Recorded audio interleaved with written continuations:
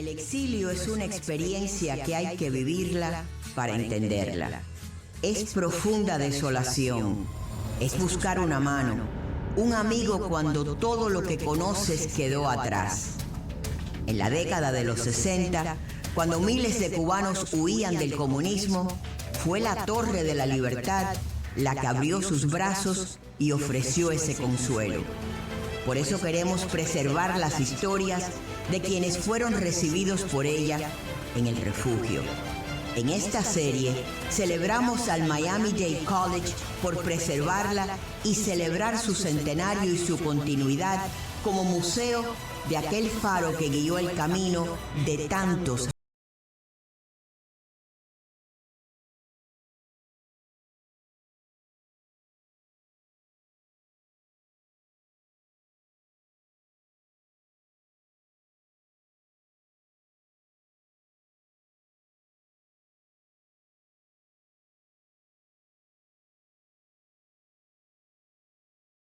...990 AM presenta Las Voces de la Torre de la Libertad. Nunca podré morirme, mi corazón. Pues bien, un capítulo más de esta serie dedicada al centenario del refugio. Aquel edificio que vio pasar por su sede, esa icónica torre, a miles de familias que habían dejado todo atrás porque habían optado por la libertad. De eso se componen estas historias. Y la historia esta la quiero comenzar con las palabras de un artículo de Chambi que escribió sobre Alberto Riverón. Alberto Riverón, en esta historia que vamos a hablar hoy, él termina el artículo diciendo: una historia triunfal que comenzó con una madre dispuesta a abandonar a un régimen totalitario para salvar a su hijo, aunque eso la llevara a planchar ropa durante largas horas en una factoría. De eso se trata. Así que gracias, Alberto, por estar con nosotros. Muchas gracias, Tirinoska, y buenas tardes. Alberto, yo me imagino que cuando tú llegaste como un niño refugiado, no teníamos muchas expectativas de lo que podríamos hacer o no hacer en este país. Las familias que llegaban habían perdido todo, llegaban aquí, no tenían nada, tenían que depender de la caridad. Sin embargo, tú llegaste a ser el primer hispano en oficiar un partido de fútbol americano. Nada es más americano que el fútbol. Y llegó ahí no solo el primer hispano, es de suponer que el primer cubano. Cuéntanos cómo fue tu llegada y después tus comienzos como árbitro de fútbol, que llegaste a ser hasta árbitro en un Super Bowl, ya es como la meca, ¿no? Yo me acuerdo todavía cada vez que voy a ver los Miami Heat, que están a cruzar la calle, yo veo esa torre, y todavía me acuerdo, yo tenía 5 años y medio, y me acuerdo con mi mamá, nos bajamos de la guagua y entramos y probablemente nos pasamos el día entero ahí. Yo me acuerdo, entramos de día tempranito y salimos de noche cuando mi papá nos recogió afuera después de estar procesado.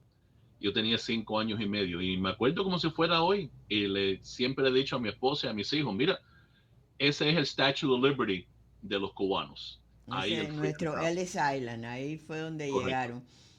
Y ahí estábamos mostrando el billete que tú aún conservas de cuando llegaste de Cuba y deja bien claro US Government. Estos eran los famosos Freedom Flights, ¿no? Que el gobierno americano pues le dio la oportunidad a muchísimas familias para poder huir del comunismo. Y hay que entender que huir del comunismo en aquel momento implicaba el sacrificio que hacían los padres para que sus hijos no fueran enviados a Rusia, para que no fueran entrenados a ser comunistas. O sea que había toda una serie de implicaciones ideológicas en la decisión que tomaban estas personas. Yo no puedo ni imaginarme la decisión que hizo mi mamá o mi papá cuando se fue antes. Si yo me pongo a pensar hoy a los 20, a los 30 años, vamos a decir, yo tenía ya a mi primer hijo, que me iban a decir: tienes que ir a un país, a otra parte del mundo, empezar de nuevo, no hablas el idioma y a ver qué pasa, a la suerte. Eso fue una decisión increíble y que hasta hoy en día yo le doy gracias a mi mamá y a mi papá por reclamarnos estar aquí en los Estados Unidos, que me ha dado a mí la oportunidad que ningún país en este mundo nos puede dar. Yo siempre digo que para los que vinimos de niños de Cuba nunca entendimos mejor a nuestros padres que cuando llegamos a esa edad que tenían ellos cuando tomaron la decisión. Y de nuevo, el refugio era un lugar donde llegaban las personas sin nada. No tenían nada absolutamente, nadie podía traer dinero, nadie podía, le quitaban hasta la joya, lo que fuera, o sea, había que empezar en cero. Y así lo hicieron y por eso esa torre era importante porque era la primera ayuda, era el centro donde la gente se conectaba, donde aparecían trabajos, que era a lo máximo que se podía aspirar en ese momento. Pero Alberto, cuéntanos, llegar a este país de niño, todos pasamos por eso, el no saber el idioma. Yo creo que nadie aprendió el inglés más rápido que los niños cubanos, no nos quedaba otro remedio porque no habían otros hispanos aquí cuando aquello. Pero, ¿cómo fue ese comienzo para ti? ¿Cómo fue que tú comienzas en ese mundo desconocido? Yo me acuerdo, Ninoska, mi mamá y yo nos sentábamos todas las noches a oír el radio, porque televisor no podíamos, no teníamos dinero para el televisor, era el radio. Y me acuerdo que mi mamá ponía estaciones en inglés para que yo practicara el inglés que estaba aprendiendo en kindergarten y en primer grado. Eso me acuerdo como si fuera ayer. Y así fue como yo empecé a entender el idioma. Y, y es una cosa increíble que nunca se me va a olvidar. Y cuando hablamos de la torre, ese es un edificio, ese es un monumento que gracias a ti y a otras personas que han trabajado muy duro, que ese monumento nunca se debe derrumbar, porque eso es un monumento para generaciones futuras que tienen que ver cómo empezaron los cubanos aquí en este país. Un lugar muy importante. Es un recordatorio. Pero ¿cómo comienzas tú de esa etapa, de ese niño refugiado? Y yo siempre digo que algo dentro de nosotros siempre será eso, un niño refugiado. Pero ¿cómo comienzas tú de ese niño refugiado a alguien que llegó a las posiciones que tú has llegado, ¿no? A esa oportunidad que solamente la da este país. Y eso es lo importante, Oscar. Hay que recordarnos que si aquí trabajamos duro y nos afincamos a hacer algo y tenemos una meta, este país nos da la oportunidad de hacer eso. Yo me acuerdo de niño jugar el fútbol americano, mi mamá le llamaba el juego de los empujones. Ella no sabía lo que era fútbol americano. Y me acuerdo jugando eso y después cuando estaba en Miami High jugué un poco, pero nunca fui nada al otro mundo.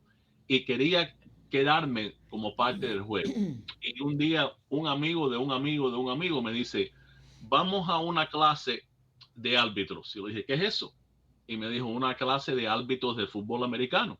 Bueno, y eso hace 47 años que estoy en eso. Empecé en high school, después fui a la área colegial y entonces pues tuve suerte y entré en la NFL y estuve en la NFL en total como 20 años. Estuve 9 como árbitros y después fui a la oficina en Nueva York, que desgraciadamente vimos lo que pasó ayer. Estuve en la oficina de Nueva York 10 años. Entonces me retiré y no me pude quedar retirado. Estuve retirado 1 año y medio, volví otra vez a la NFL como consultor. Entonces, como al año después siguiente, empecé en el ACC, el Atlantic Coast Conference, como dirigente de los árbitros de fútbol. Y aquí estoy, Ahora, 47 años después. ¿qué pasó por tu mente cuando llegó ese momento que tú fuiste el primer hispano en oficiar un partido de fútbol americano para el NFL, el primer cubano? Un orgullo tremendo, pero no es solamente lo que yo hice, sino hay muchas personas niñosas que estaban conmigo, atrás de mí, al lado mío, ayudándome, empujándome, mis padres, mi familia, mi esposa, mis hijos, que pasaron muchos sacrificios en muchos momentos, que yo no estuve aquí para celebrar un cumpleaños, un aniversario, una visita, unas vacaciones. Eso no solamente un orgullo que uno lo disfruta solo, sino hay que disfrutarlo con las personas que estuvieron al lado de ellos todos esos años, empujando y ayudando para llegar a esa meta. Ahora, tú mencionas la torre como algo que hay que preservar, que tiene que quedar ahí como inspiración para otros, ¿no? Yo creo que ese es el gran sueño americano, no es lo que se logra, sino el saber que existe la posibilidad de que tú puedes lograr lo que tú quieras. ¿Por qué es importante que exista un monumento como la torre? Porque si vemos la torre Ninosca, tenemos aspiraciones a lo que podemos llegar. Tenemos que nunca olvidarnos de dónde empezamos. Siempre uno tiene que recordarse dónde empezó y cómo empezó, porque eso es para mí la fundación que empuja a la persona para llegar a cierta meta. Y aunque no llegues a la meta que tú pones, como dicen, no es solamente llegar al fin, sino es la carrera. Y tienes que divertirte en la carrera, tienes que disfrutar la carrera y parar de vez en cuando y decir, wow, me acuerdo dónde empecé, mira dónde estoy hoy. Entonces puedes seguir para adelante, pero siempre tiene que haber una fundación. Para mí eso siempre ha sido la fundación. Como te digo, cada vez que paso por ahí o voy al juego de los Miami Heat y veo eso, yo paro, miro, doy las gracias, entonces sigo para el juego de los Heat. Tú lo has puesto en términos de lo que es para ti